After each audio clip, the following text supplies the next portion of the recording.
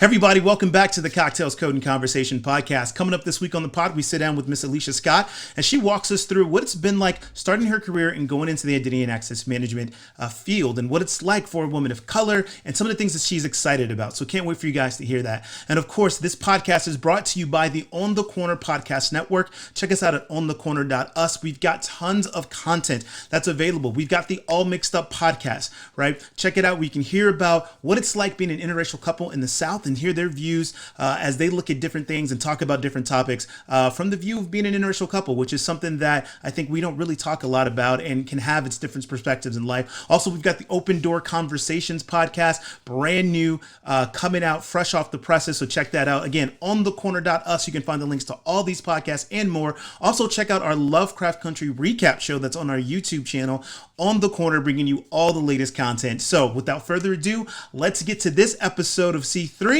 See you guys after the break.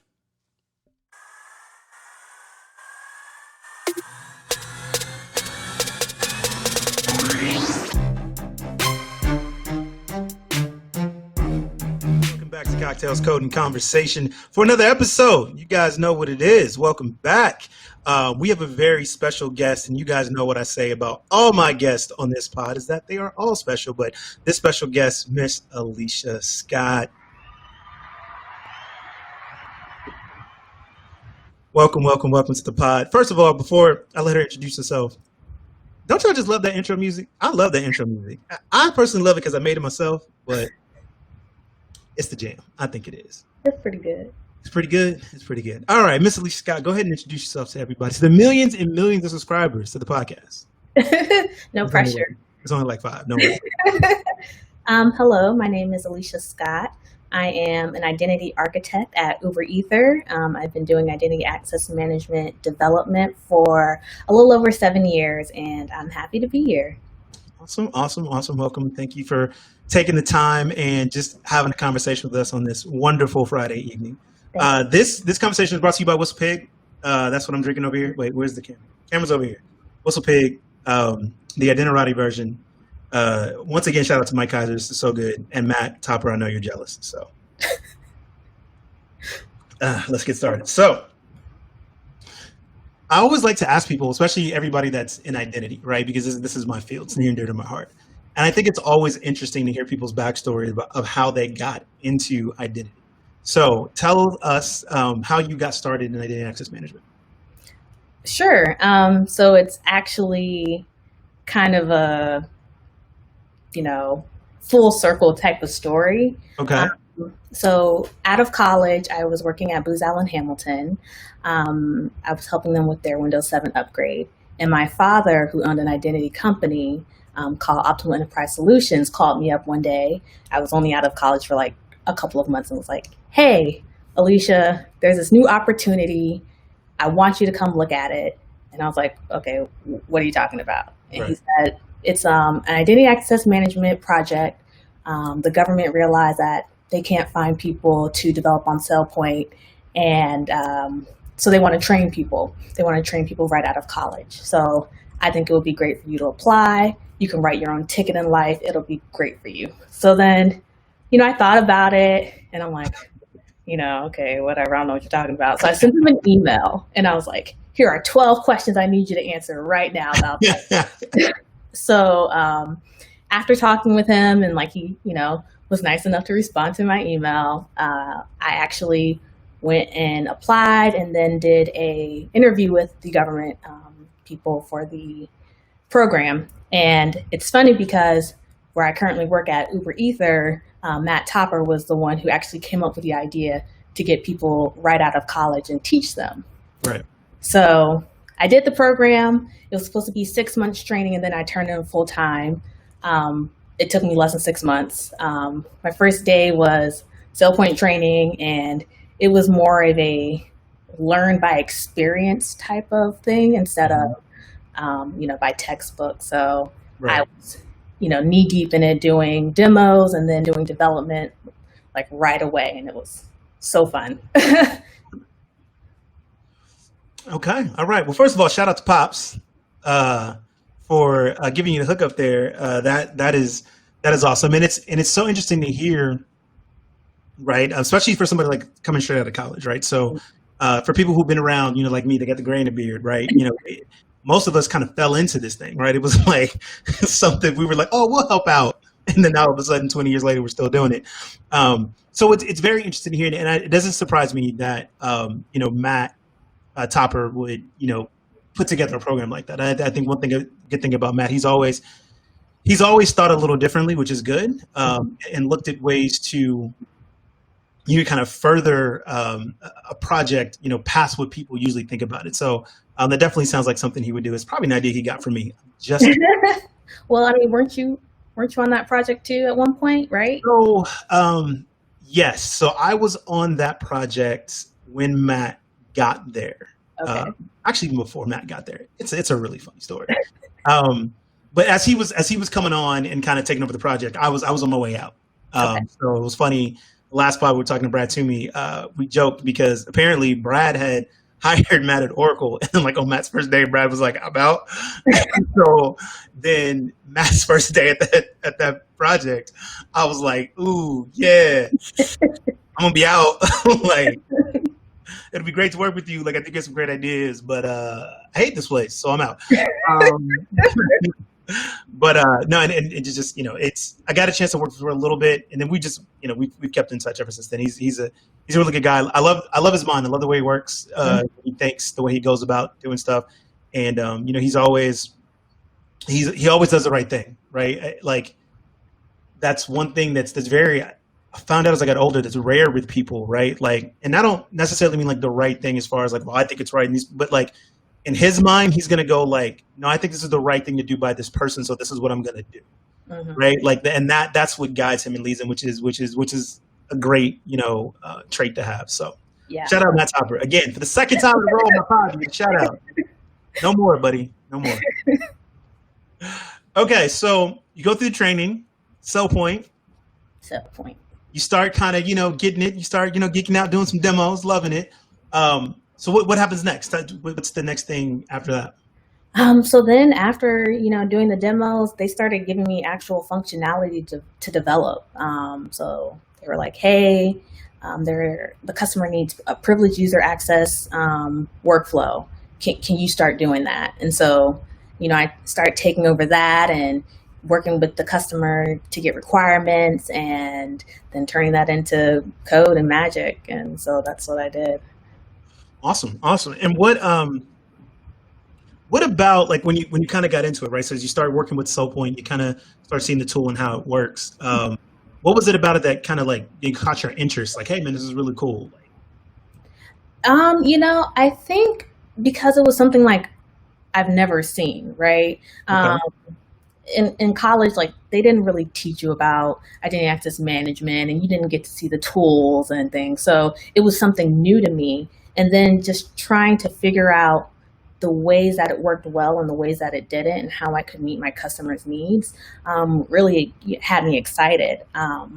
So I really enjoyed that. And then also just learning how identity access management as a whole can be done, and then as well as with SellPoint. So that was great. Cool. And that's so awesome to hear. I mean, obviously I'm biased. I love this field, right? So it's been the field that I've done, for my whole career. But to hear the excitement from somebody who's like coming out of college and picking up on it and kind of, having that kind of exposure to it very early on and then turn into a career from there is really awesome. So we're gonna go back in time just a little bit. So before you even came out of college, right? Like what was, tell me about how you kind of just got into tech, right? In general, because we'll call it out, elephant in the room. Most girls, most women, tech, right? It's lonely. You look around, you be like, there's a bunch of dudes in here talking about Star Wars. What the hell? Tell me about how you got interested in tech and what that was like. Sure. So my family is actually very tech oriented. Like I said, my father was an electrical engineer. And my mom is an IT manager for a local retirement agency for the. Okay, you had no choice. Yeah, right. I grew into it. So every year from elementary school on, take your daughter to work day. My parents would religiously take me. And so they would switch who I would go to every year. And I would learn about kind of what they do and go see new places. One time I was in elementary school, they had a who can name all the parts of a computer the fastest, and I won. And I was like, hands down, give me my gift card. So I need my money, right? I'm like, I won this, but no, it was great. My parents, we had a computer in the house. They really encouraged us to kind of play on it and learn and teach ourselves. Did a lot of video games and right, all of that. I love geeking out on video games. And then I think, kind of as I got older, I realized that, I really enjoyed it. So in high school, I started doing like robotics competitions and TSA, which is Technology Students Association. So I was like the president of that, and, going to Lockheed Martin Women in Minority Days and Diversity Days and engineering days, and just really trying to submerge myself into it. Okay. First of all, that's awesome. Like, I'm serious. It's great to hear that that was because you don't hear a lot of that, right? Yeah. Look, and obviously, I mean, age gap difference, right? I'm old, but like I had none of that. Like it was always like you had to find it on your own. And so I think it's cool though that you had, parents that were in it and kind of, allowed you to kind of, grow up in it and immerse yourself in it. And it's awesome that you took a liking to it and didn't go, oh, I don't want to do any of that stuff. I want to do something. That's so awesome. So as you come out of college, right, and as you start your career, like, were there ever like any challenges? Like when you looked around, it's like if you were the only woman, or like feeling like, I'm a woman here and it doesn't quite fit. Like, was there any uncomfortable situations or challenges? Yeah, I mean, absolutely. Directly out of college, I actually started, like I said, at Booz Allen. And I had interned there the year before, but for their business development team. And then unfortunately, because of my age and the type of things that they do, working with CEOs of other companies, I was too young to be a full-time employee there. Right. But, I could be there as an intern. So they still wanted me to have a job at Booz Allen, but not on that team. So I got placed on another team. And it was crazy because I think I was one of the most technical people on the project and doing a Windows 7 upgrade for the IRS. And unfortunately, I didn't get to do anything technical. I got placed on email. So sending emails and scheduling appointments. And right. I think, it had a lot to do with, me being a woman and right. Probably also fresh out of college, but, still like that. But then I've had things like, I've been in a room full of male counterparts. Someone walks into a room, shakes all of their hands, and then doesn't shake mine. And so I'm sitting there like, hello, I'm still here. So just, little things like that. But overall, it's been really good. Okay. That's fantastic. And part of the, I'm gonna be honest, part of the reason why I want to have you on the pod and kind of talk about this is because, and I've told you this, and so now the rest of the world's gonna hear it as well. Like, we need to, there's young girls out there that need to see you, right? And need to know that sometimes it can be tough. Like, we ain't gonna lie, right? Like, it's just some people out there that just, you still don't accept it. It's still going to be like some awkward situations, but it doesn't always have to be that way. You can find success, right? And you find something that you really love and be good at it. And so, we absolutely want that, right? We want, more diversity in this field, because it's needed, especially in technology, because the broader aspect of technology, because we need more perspective, right? The technology runs the world now. Mm-hmm. So if you're going to develop something, if you're going to make a system for somebody, you need to make sure that it represents the way everybody's going to look at something. Yeah. And so we absolutely need more people getting involved. So I'm happy to hear that you've had. Unfortunately, there's been some aspects, but for the most part, it's been a good career for you so far, and you've got like so much potential ahead of you. So all I'm saying is just remember, as little people, that's it. I don't want nothing. Just when you see me in the street, just wave, like, hey, what's up? Wave. That's all I need. That's it. Yeah. So with that, tell me about what it's been like at UberEther, and some of the things that you've learned there and how that's kind of contributed to your growth. Yeah, UberEther has been a great place to work. Although I've known them for 7 years, I've only been working here for, I guess, a little over 3. And I just think, like you mentioned earlier, Topper just thinks differently. And I really like that. So he helps kind of push us to also think differently. Right. We're not just sitting here doing cookie cutter implementations. We're thinking about how can we make the customer's experience better? What commonalities are we seeing, at different customers that we can apply across the board, but also, help them get a good starting point without trying to figure it out by themselves. Right. Like, let's give them a good starting point, but also ways that we can automate SellPoint, do Docker implementations and do CI/CD, just ways to kind of push the envelope. And I really like that. I think a lot of places I wasn't really pushed to go further, and here I am. That's awesome. That's and especially being starting a career, and at this point you're about just about like mid-career, not quite mid-career, but almost there, right? I mean, but it's awesome to have a place like that where you can really, number one, you can be pushed, right? And but you can thrive, right? You can go like, oh wow, I want to go do this, and you got a team and people around you who's like, oh yeah, like go do it, let's go figure it out. And I think, go ahead. Sorry, I didn't mean to cut you off. No, but I think that's one of the great things about UberEther. Everyone is so willing to help you and teach because I may do SellPoint, but we have people who are experts in things like Oracle or AWS, and if I ever have questions, everyone is just so helpful in helping you learn what you need to, but also kind of go beyond. And I really like that. That's and awesome. Then everyone's they're champions. Like everyone's like, oh yeah, you do this, you go girl, you should do this, you'd be great for that. And it's just a really good, positive company. Awesome. There you go, Matt. Free publicity, like Matt, you owe me a check. That's all I'm saying. All right. Or at least a phone call. Anyway, no, shout out to UberEther. I will say this. Aside from Matt, everybody that I've met there has been awesome. And that's not even me, just blowing smoke. I've met some really smart and ambitious and creative people at UberEther. And like it's to your point, what I've noticed is everybody, it's that same kind of theme that everybody's thinking of something just a little bit differently, like oh well, I'm working on this, but then I was working on this side project and we're going to do this, and I'm just like, yo, that's crazy, right? I mean, and that's needed, right? That's because especially when it comes to identity access management, right? And in the typical on-prem world or big enterprise or government space, the use cases aren't simple.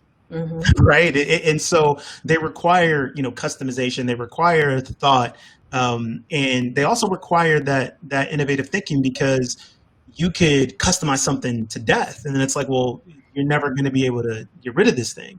So how can I give you, customer, what you want in this very unique, crazy circumstance, but also do it in a way that's maintainable and that 5 years from now, right, you can upgrade or be able to transition from somewhere else. So I will say, like, that's one thing that I always give the government space. I miss the challenges. Like the challenges were super fun, right? Because they were just you would sit in meetings like, you want to do what?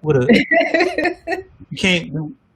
Oh, give me a minute. Give me a minute. We'll figure it out. Like it's just every day, right? You're just like, oh. It's always a new challenge. Always a new challenge.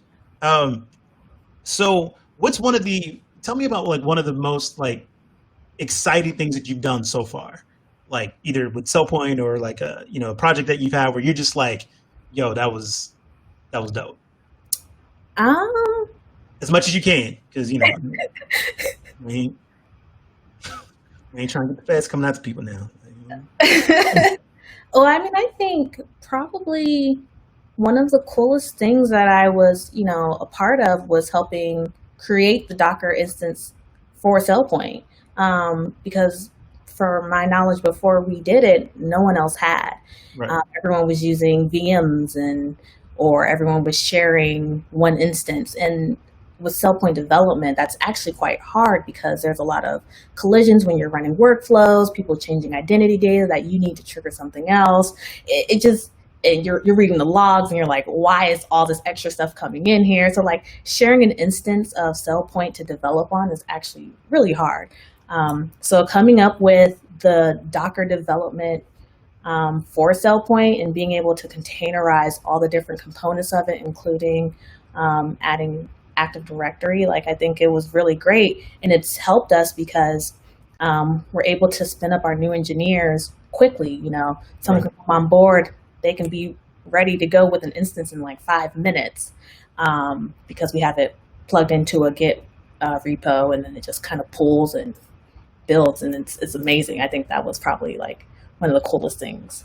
Okay, that is cool. I remember hearing about that when I was still at SellPoint. And actually my team then and some other members were actually working on trying to figure out like the Docker builds. And I remember pointing them to Matt. I was like, hey, like go talk to him because I know you've got people that figured it out.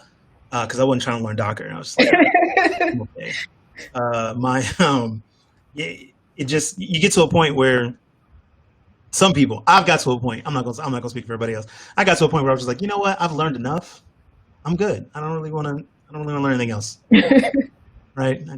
I like my high level architecture. I'm good. But I remember Matt telling me about it. And that was actually the same time.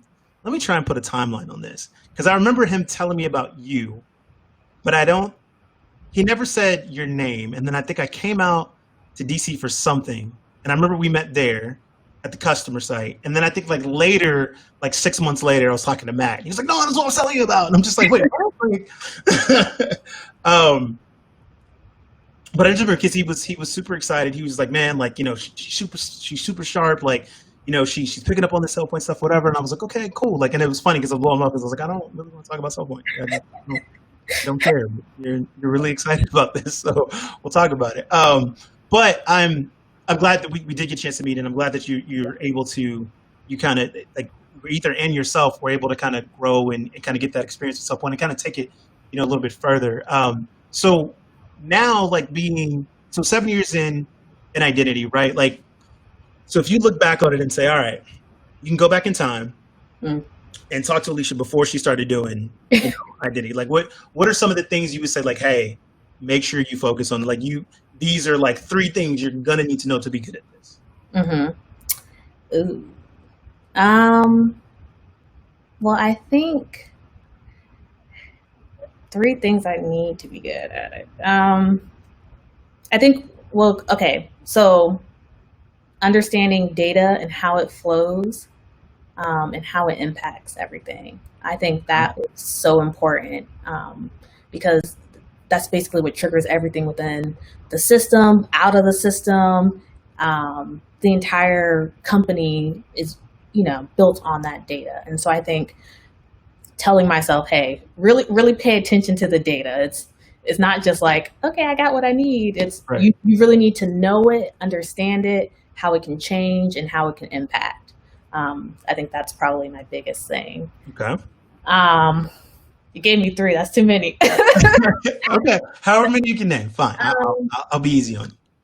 I think another thing would be learn best practices. SellPoint, because it has a UI, I've run into a lot of developers who are very big on doing things directly in the UI because it's there. Right. And I think that causes a lot of problems because it's not repeatable, right? You don't have that repository of the change that you made. And if you're just making changes willy-nilly, who knows, right? Right. And so I've seen that, and, you know, people have tried to teach me to do it that way. And I've been like, /debug. No. Right. So I think, you know, really understanding that even though there may be a UI in SellPoint, may not seem like it, you treat it like any software project. You need to do the whole life cycle. You need to do code management. You need to do CI/CD, like whatever you can to make it repeatable and work for your customer. Do that. So I think that's something else I learned. and wish I knew. Okay. All right. And then the third one would be, I mean, I don't know if this sounds weird, but like, I guess really just talk to people. I didn't realize how important the business is when it comes to a successful project for identity access management. Right. You can have the best technical people in the world on this project, but if you don't have that business buy-in or those requirements directly from the business, your project's going to fail. So I wish I really knew at the beginning how important working with the business was, and really getting them to champion what you're doing, because without them selling it to all the other groups, like it's not going to work. It's not going to be successful. See, look at that. 3. It wasn't Let's knock them out. So, looking forward the next 7 years, right? What are you most excited about, right? There's an area that you're like, man, I really want to grow in this area, or I'm excited to learn this. Just kind of tell me about how you're looking at your next 7 years. Sure. So my next 7 years, I'm looking at being more of an architect, right? And kind of helping customers see the bigger picture. So not being siloed directly in SellPoint and doing developments directly in SellPoint, but seeing all the different components of the identity access management space that they have, and helping them and guiding them to find the right products or solutions that they need and using them correctly. Right. So I think that's kind of the next step for me, and how I hope to grow in the next 7 years is to really be able to hone in on that and provide the best solutions for my customers, not just for SellPoint, but for products across the suite. Okay, that's an ambitious goal. Are you an ID pro? I am an ID pro. Okay, all right. They don't get a free plug this week then. Well, no, good, because that's I think that's utilize that Slack channel. That's going to help a lot. There's just so much. There's so many people that have a ton of knowledge on that Slack channel. It's ridiculous. Yeah. And definitely, I like the fact that you want to get outside of SellPoint. That's awesome, because it'll help you see, all of the identity and access management, right? You start to see the and part of that, right? I talk to a lot of people, and it's like it's identity and access management, and understanding the line between the two and how they all come together. Yep. Because it's very, like, what I love about this field is, like, it's, even though it's niche and it's small, there's so much to it, right? Yeah. There's so much you can dive down and understand. And I think the hard thing about it is the terms that we use, the vocab we use, like, we use a lot of the same words over and over again. So it's like, oh, that's access management. Well, I mean, it is in this case, but it's not in that case. And yeah, like, so definitely, like, it obviously warms my heart to see somebody that's excited about, growing more and more in identity access management, because it's an awesome field. I really think it is. It's kind of like that. It's been the little brother in cybersecurity for so long, right?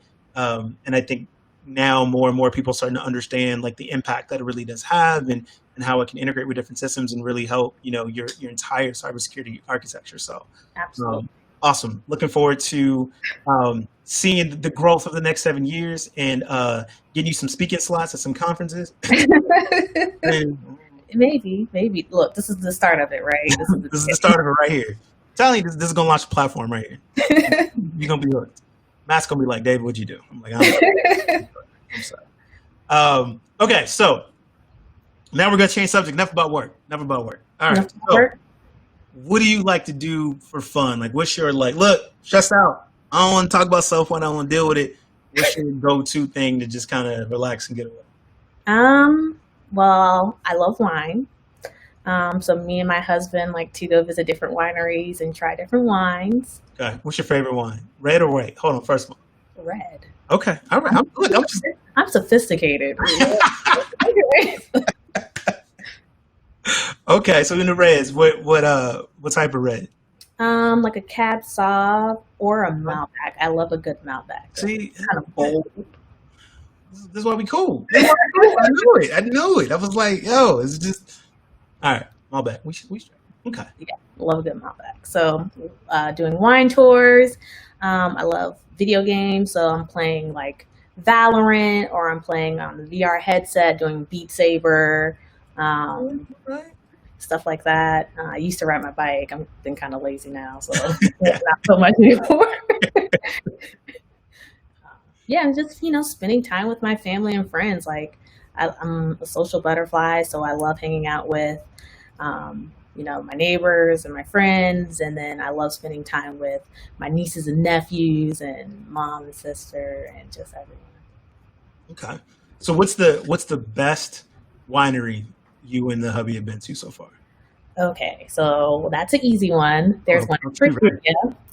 And it's crazy because we've actually been to Napa Valley and we've made our own wine out there. But there's one in Virginia called Stone Tower Winery. It's in Leesburg, and the views are gorgeous.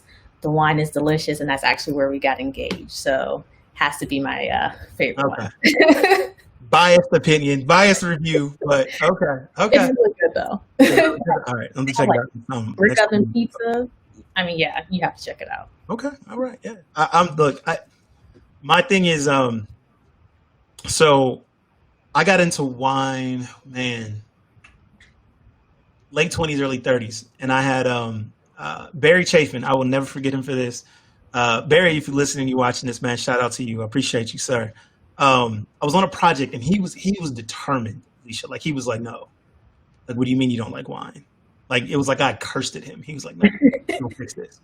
For every dinner we had, he would just order just like 2-3 bottles of like different wines, right? And he was taking me through, you're going to try this, you're going to try this. And he was like, look, the first couple of weeks, like, we're just developing your palate. So don't even worry about it. Just, drink it. I don't want to hear that you don't like it. Just drink it. Bro, drinking on something. Nasty. I don't understand this. So then, you start to develop palate. So I'm like, oh, okay, all right. We start working into it. And I just been hooked ever since. So, I love, hitting up a winery, tasting the different wines. I'm all reds. Like once I got into it, it's like, I don't even don't even curse at me and offer me a white.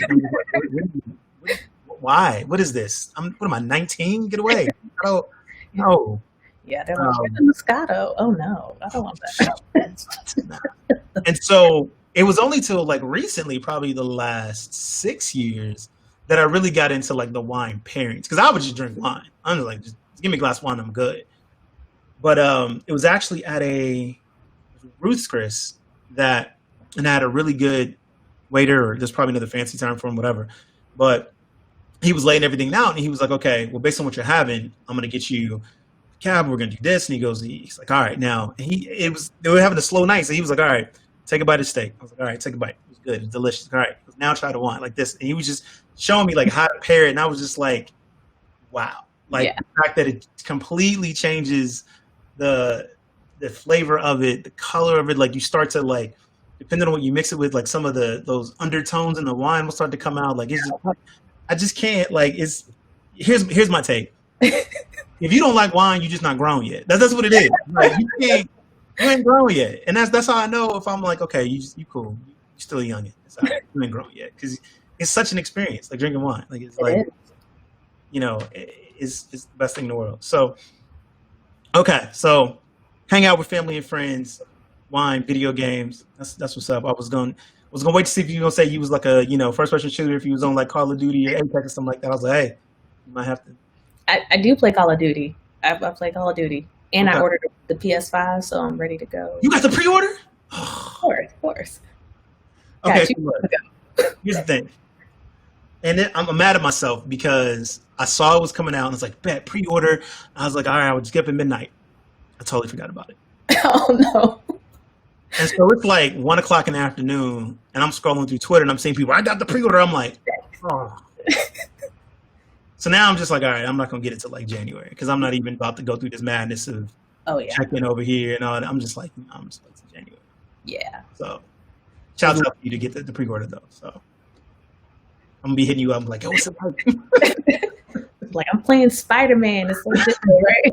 Well, see, that's my other thing too. Like, I'm as much as I'm looking at it, I'm like, you know what? and Sony does this every year. Their release titles, or not every year, but every time they release, their release titles always suck. So it's like, I'm gonna go out and go through all this and get it and be like, I mean, now look, the last Spider-Man was cool, but I'm like, I don't really just want to play Spider-Man for the next 6 months until I want to play come out. So I think I'm gonna be better off anyway, just kind of waiting, letting everything die down, and waiting until a good title comes out. Because all I do is play. I play first-person shooters and sports. That's all I play now. So Call of Duty, Apex Legends, something like that or whatever.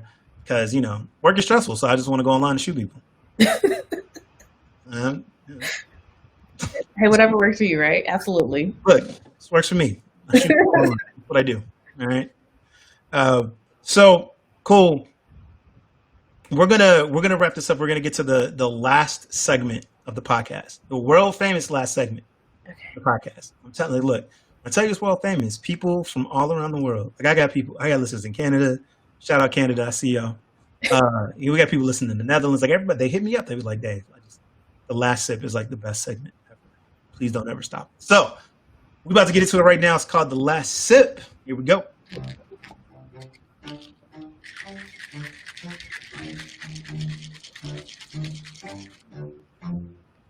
And so it's finally appropriate because I have just about a sip left of, maybe it's a sip left of Whistle Pig here. But this segment, I ask everybody the same question, right? So it's, what do you want your legacy to be? Ooh, that's a hard one. It is. Thank you. You can take a sip if you need to. Yeah, I'll just take a sip.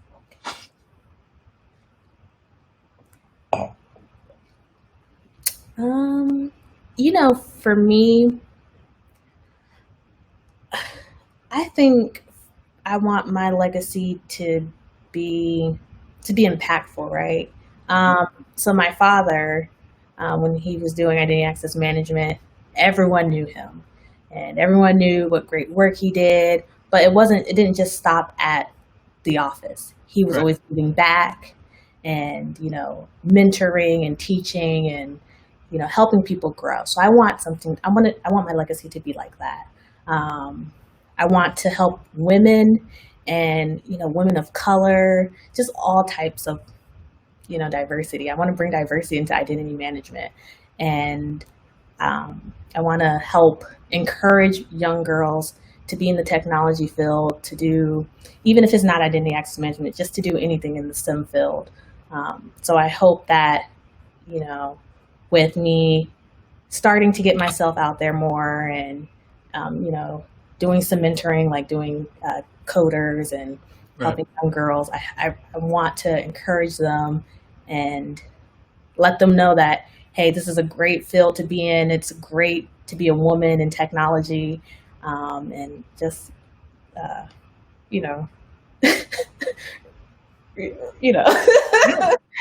Make an impact. I just want to make an impact. Absolutely. There you go. And that's a powerful legacy to have, and you are well on your way to meeting that. So just keep going, keep pushing forward, and know that and I will tell this to everybody, right? Like there's a community, right? There's a community here.